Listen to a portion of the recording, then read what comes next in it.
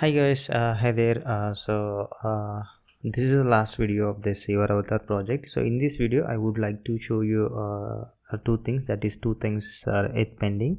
That is generating the HD image of the whatever the URL we had, and also let's say we have the credits 5, and we wanted to increase the credits for a particular project. So we should be able to provide an option for a user to do that. Okay, so that component we are going to design, and also I will show you the how to generate the HD thing. So for HD generation thing, okay, so for HD generation thing, this is the model that we're using, that is a code farmer, and there will be the clear details on how to consume this. Okay, so this is the model that we're going to use. So there is clear way of how to use this using their library, respectively. If you are using we are going to use this one. So the version ID is also mentioned. So once we run this is the how the output URL will be generated, and accordingly we'll store this URL in our DB and display there. Okay, so I just wanted to show you guys one example. Okay, so going back to our thing, so you see this is 4K generated already. Okay, you see now the quality of it now. If I click on this, see this is the normal URL that was generated, and click on show 4K. So this is the enhanced quality versioned image. Okay, so now let's try to do the generate the 4K image for this one. Okay, so clicking on this, okay, I have just introduced a breakpoint so that it will be clear for you guys how it is happening. Okay, so now going here, so just we're collecting the project ID and the prediction ID, and also checking for the session, and if not, we'll just say not authenticated, and here forget the project details and short details. And now here, since it is the post method, so here the HD status is equals to no, so this doesn't go to this thing. And now this is where we are going to run this the model which I have shown by passing in our the output URL, and also the some parameters in order to run this model. Okay, so it is going to take some time. Okay, let's hold on. So ideally this is not the way we should hold on. Since it's going to take time, we have to change the status to the pending, and accordingly show the pending or loading spin in our UI. But yeah, so now see the output variable will be having our the URL. Okay, so once we get that, okay, so we are going to short table, and accordingly update the HD status to the process, and output URL to whatever the output we got. Okay, so now, okay, this will be done. So now going back to our so let's me continue this. So going back to our thing, so see, you see here, this is the just I'm closing this.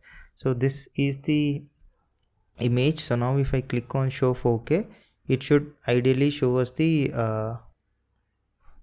4K image. Okay, so this is the you see here, this is the 4K image. You see the difference in the quality, and there is no blur, and it's good one. Okay, so if I just disable the 4K, this is what the image will be seeing. And if I enable, so this is how we're going to generate the 4K. So if I go to my dashboards, so this is how you see here the models which I told. Let me refresh this. So this is the models that we ran there. So for each API, so it's going to succeed. So if I go here, the image, this was the image we fed in, and this is the image it gave us. So this is the HD URL that we are showcasing. Okay, so this is how we're going if you want to generate the HD image of the URL you got, and this is how you have to configure. Okay, so that is to the generation of the HD thing. So now let's go and try to configure the button to add additional credits for this project. Okay, so now going back to our code base. So code base, what we do is I'll create a new component called buy shot button inside the shot folder. So let's create your new file. So let's name that as a buy shot button. Okay, yep. So now quickly let's create the component. So let's name this as buy shot button.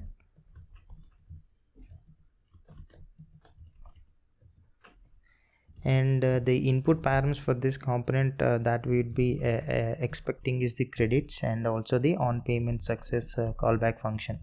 So on payment success callback function, and this credits would be of type number, and on payment success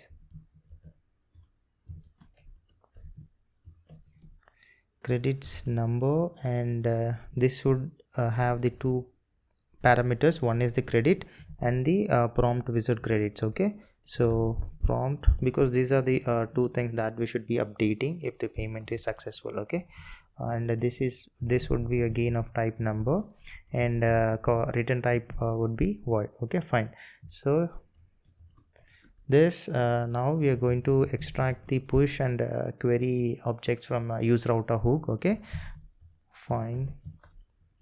So let's import use router and a variable to check if the payment is waiting or not. Okay, so use the local state use state hook. Okay, set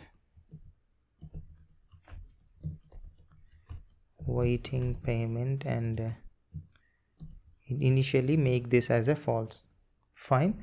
Okay, here we have to write one API which we will eventually. So first let's focus on rendering the UI. Okay, so here we'll wrap everything inside the menu component of ChakraUI, and here first thing, the menu button. So let's give some styling for this. So right icon,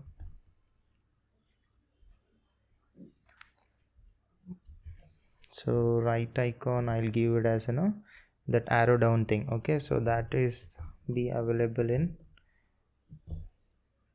this one, not that one. Okay, yes. Next is loading. It depends on the upon the is loading variable, which we will configure while making an API call. For now I will keep it as a false. Okay, and the size, so let's give it as extra small, and shadow, let's make this as none. Okay, and variant, I'll give this as a brand value, and make this act as a button. Okay, yes. So after this we'll make use of the horizontal stack component, and first thing that I'll be showcasing is the flash icon, and if the credits are 0, I will give the title of that as a buy more shots. If not, just show that the how many credits are left. Okay, so let's do that. So that is horizontal stack, and give spacing as 0, and the icon, so here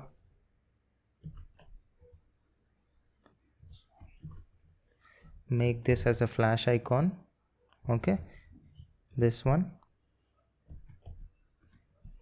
and if credits is 0, this is the text that will be showcasing, that is inside the text component, buy more shots.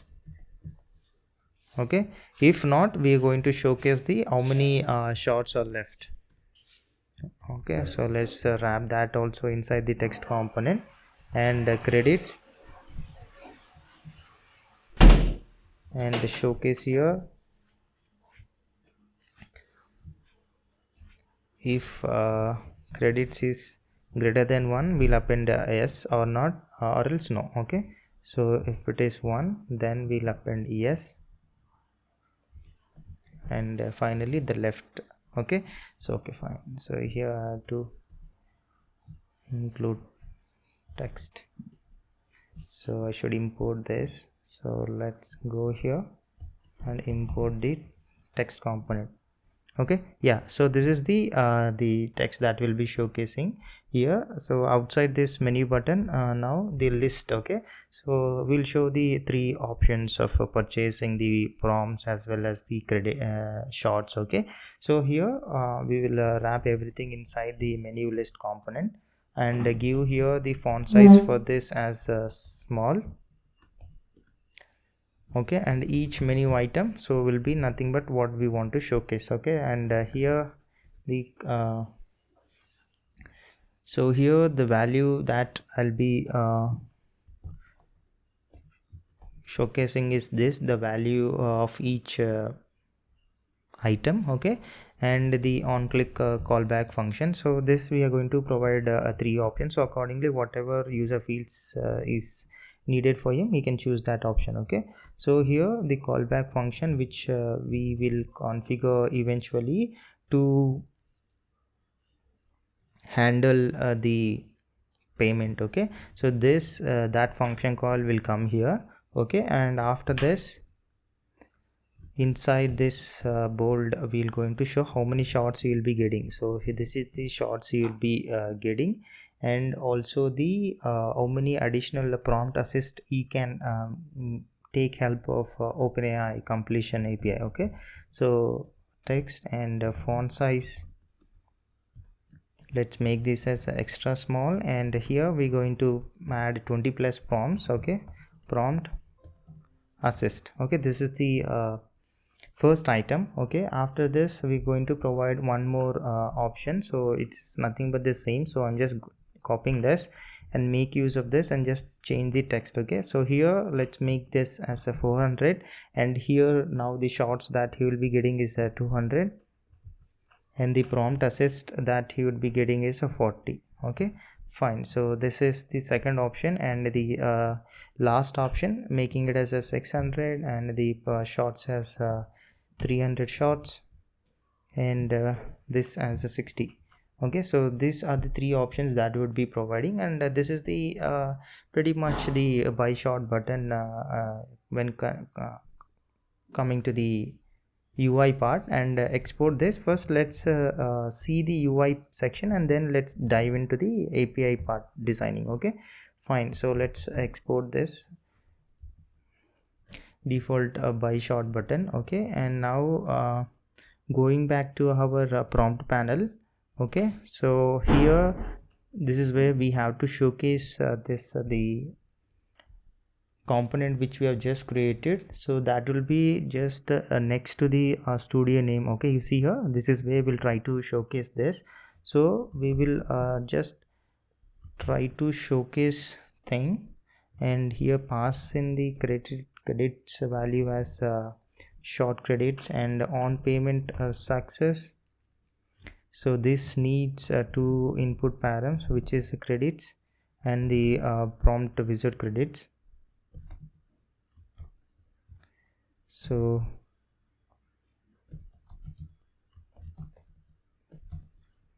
prompt wizard credits, and this is where we have to trigger two things. Just one is to update the credits whichever we receive, and another is the update prompt wizard credits. So this also will be the input. Okay, so this is how as of now this will not update the credits and update prompt wizard credits. Once we configure the API call, this will do the job. For now, let's just have a look at the UI part. Okay, so let's head back to our browser. Okay, you see here. Okay, fine. So let me refresh this.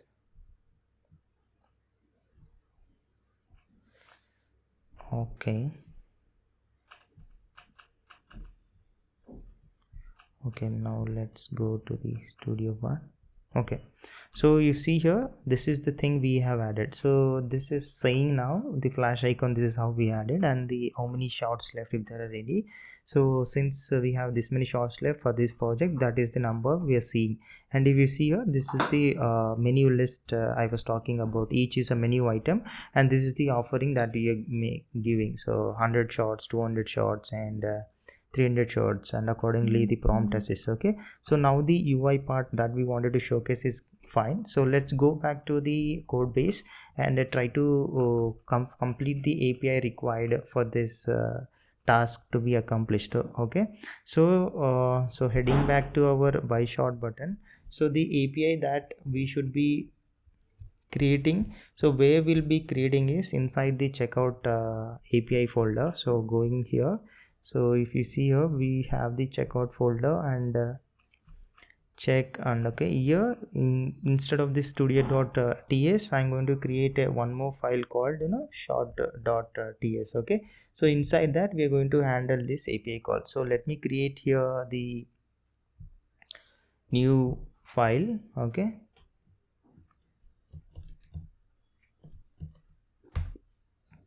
called shot.ts, and first get the stripe object and then define the handler. Okay, fine. So I'm going to define one variable striper, and here we're going to get the stripe object. Okay, so stripe, and pass in our environment variable, which is the stripe secret key. So stripe secret key. Okay, yep, and the API version is this one. Okay, fine. So now let's write the handler. So let's export this and make this as async, and the function and handler, this would receive the two input params. One is the request, which is of type next API request, and another is the response, which is of type next API response. Okay, so here the param that would be extracting is the session ID. So using the require dot query dot session ID as a string, and the PPI, so this also will be receiving as a query param. So yeah, and get the session, okay, from the stripe. Okay, so this I have already clearly mentioned in the previous video how does this work. Okay, so stripe dot checkout dot sessions dot retrieve session ID. Okay, and here the payments. So let's make, so here I'll import the DB from DB core. Okay, yep, so find many, and we are going to search based on whatever the query params we have extracted. That is stripe session ID would be the session ID, and the project ID would be the PPI. Okay, and the status, which is paid, and type, so here the type is credits, and the stripe session ID would be our session ID. Okay, finally, yeah, after this we just return the response saying the status code as 200, and also the in the data that we would be sending back is this the success as true, and credits as I'd be passing in the credits value, that is projects dot credits, and prompt wizard credits,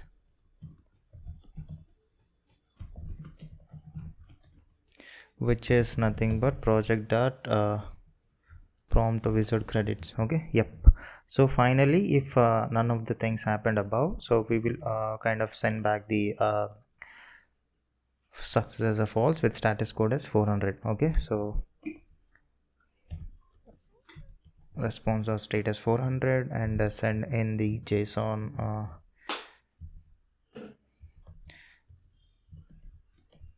success variable as false. Okay, yep. So this is the API call to check the short payment. Okay, so now let's go back to our the short button, by short button, and try to configure the API which we have just created. Okay, so here in this let's use the use query hook from the React query and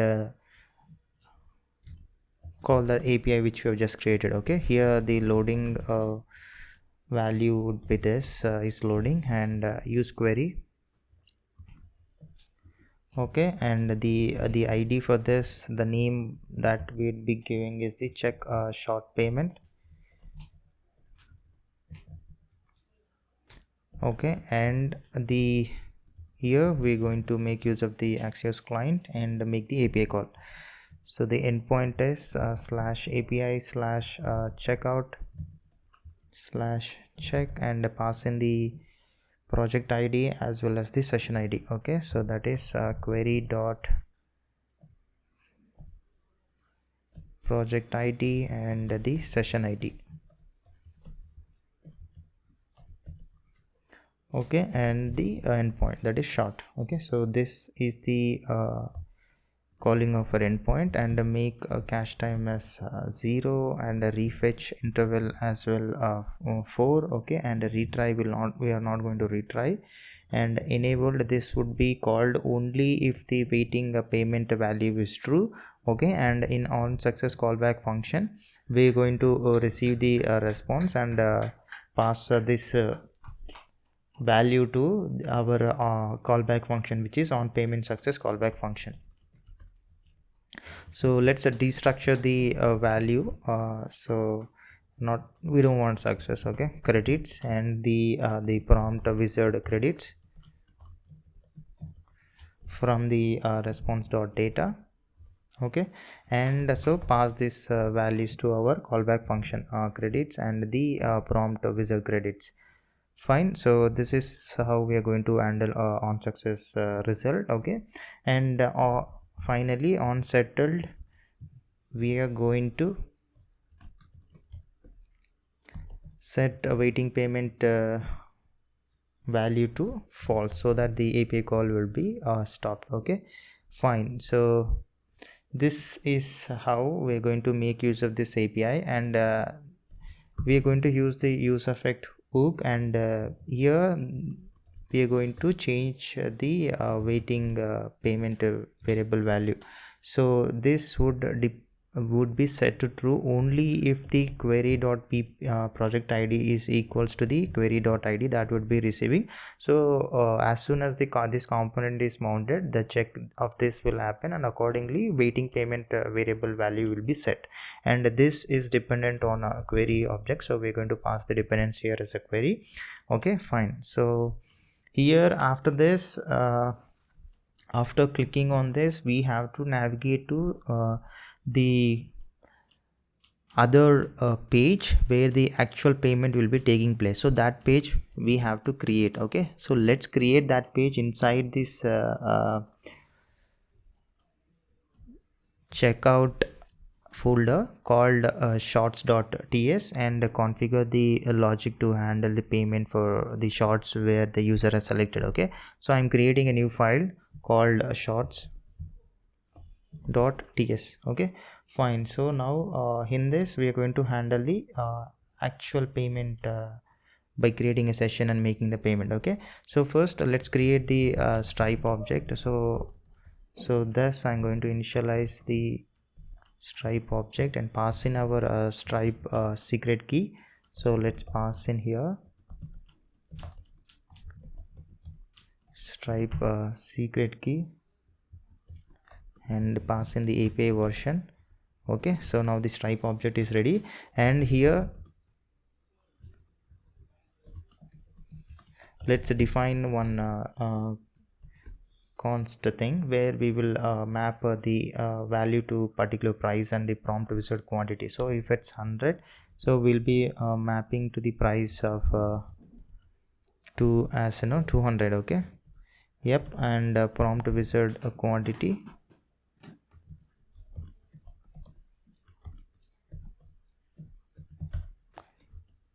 which is 20.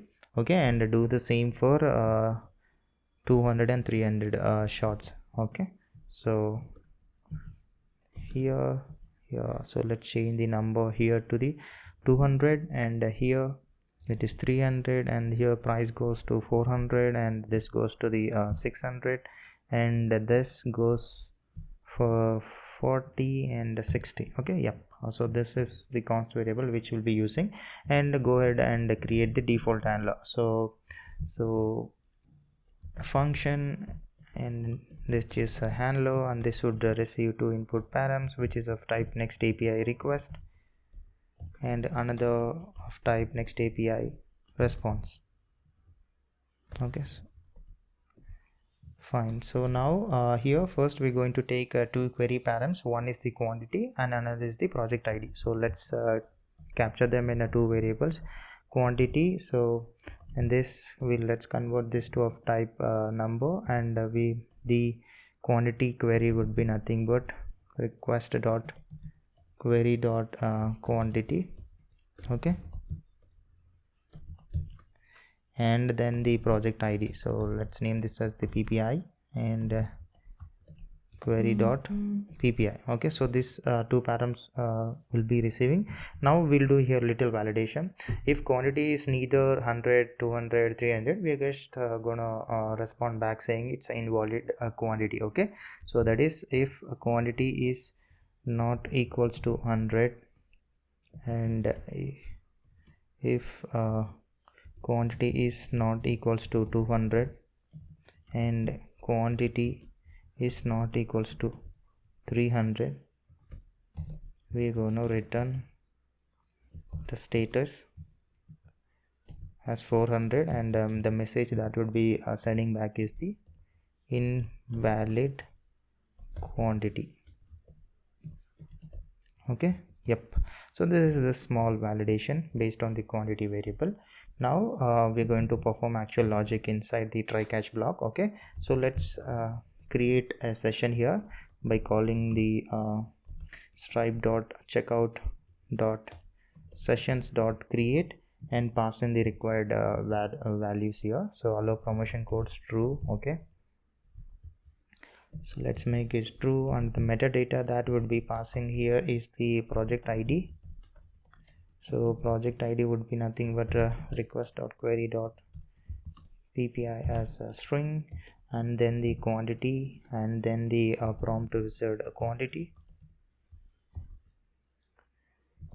Okay,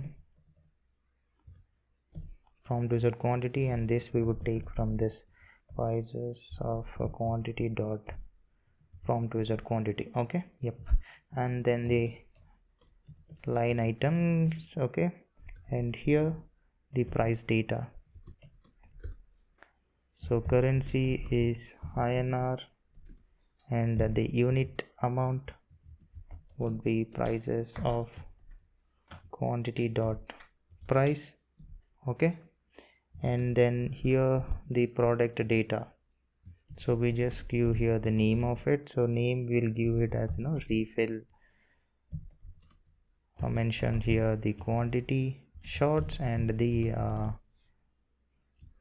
and prompt assist. Okay, so that we will take from here. So quantity dot prompt wizard quantity prompt assists.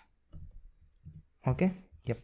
So this is the name we will be giving, and after this the quantity, just one quantity. Okay, yep. And the mode is payment. Success URL we will redirect back to our studio respective page with the query params. Okay, so let's configure that URL. Process env dot next dot URL slash studio our project ID, and then pass in the query params. Okay, the session ID, this is should be checkout session ID. Okay, and then the project ID. Okay, yep. So this is the success URL, and the one more we have to configure is the cancel URL. Okay, So if the user cancel, what is the URL that we should be redirected back to? So this is nothing but our studio page with no query params. Okay, so yep, so this is the cancel URL. Okay, and after this we are going to just saying that we'll redirect back to whatever the URL we have mentioned. Okay, so response.redirect code is 303 and pass in the URL. Okay, this should not be null.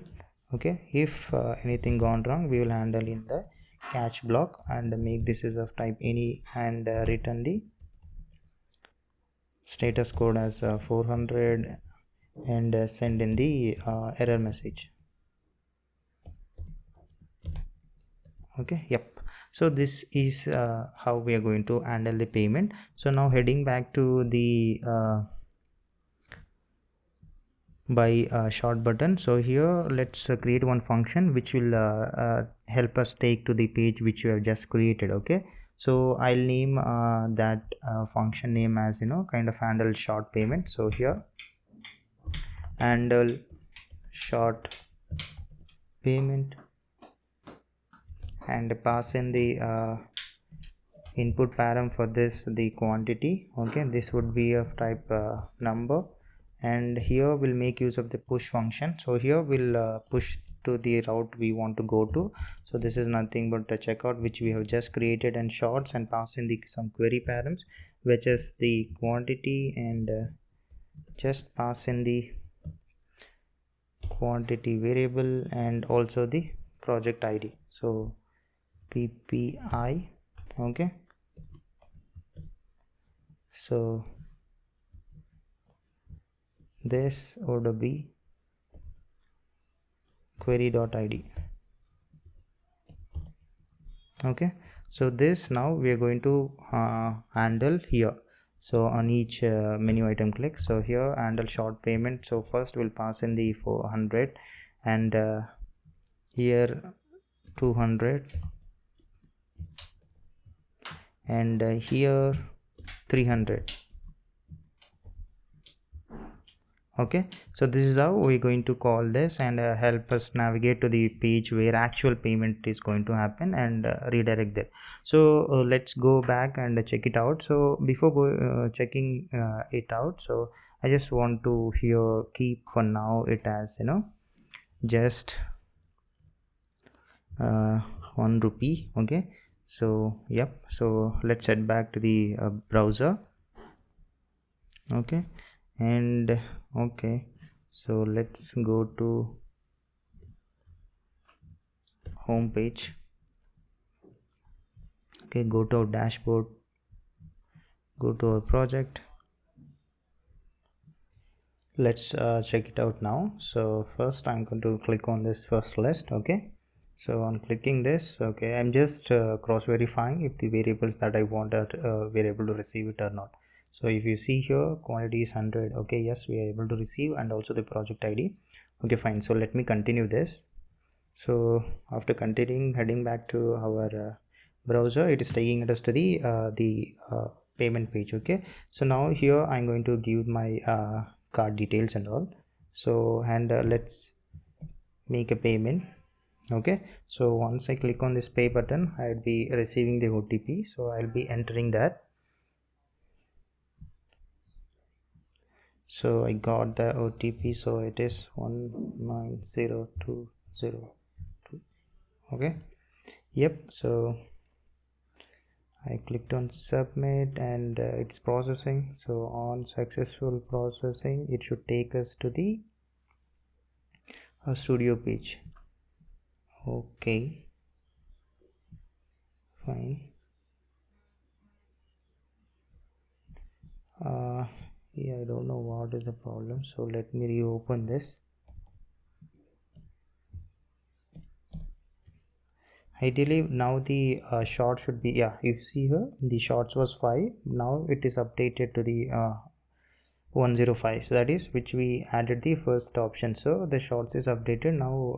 The user can go ahead and create that many shorts in this project. Okay, So the functionality that we wanted to achieve in order to increase the credits for a particular project, be it is shots or else the prompt assist, we have accomplished that. And the next part I want to talk about is the deployment part. So as I mentioned before, we just need a remote database URL, and rest the thing we can go ahead and deploy in the Vercel, which is what I'm going to show now. So now coming down to the deployment part, I've just created a PostgreSQL database in a Superbase, okay, under this project as your avatar, and from here I'm using the details of the hosted Postgres server. Okay, so this I have changed in our environment variable. So once this is changed, so and configure all the environment variables you need, and after that going to our code base to package.json, I have just added a script called virtual build, so which is nothing but first it will generate the tables that we have created, and then migrate all those tables to the server which we have mentioned, that is our remote Postgres server, and then build our application. So this is the command that will be running once we are deploying. Okay, so once these changes are made, you can just push to your respective GitHub repositories, and then go to your Vercel dashboard. Okay, so going to the Vercel dashboard, this is how the dashboard looks. Okay, so you just have to create a project and then link it to your GitHub repo, and you will be able to see your project. So here once you the project is linked from the GitHub, you can go to your deployments. Okay, and this is where you will see the list of deployments. So before that, this is where you have to configure the build command. So build and development settings, you have to configure the build command. Here as I said, the script we have added is virtual build, so this is the build command, and also the to install all the dependencies that this project is depending upon, we just use this command npm install -- legacy peer dependencies. After this we have to mention all our environment variables that our application will be needing. So that is this the Stripe related details, then email server details, and database URL, then S3 bucket related details, and replicate related details, all the environment variables which we have already discussed. So once you configure and then click on just deploy, you will be your deployment will be ready. So now this is deployed in this URL, that is youravatar.kulluruvanith.com. this is the URL of this application. Okay, so once you are deployed, it will automatically generate you some domain. If you want to map to your whatever the domain you bought, you can just map it. Okay, that is easiest step. So you just figure out how to map your domain to the whatever domain is generated by Vercel deployment. Okay, so now as usual, so we are since I logged in already, so it is showing me my gallery and dashboard. Okay, so then the rest of the application remains same. Okay, so this is the deployment part, and the overall application your avatar is completed, and we built from scratch to the deployment. Okay, so this is the end of this project. Thank you so much, and keep watching my channel, and please subscribe. Thank you.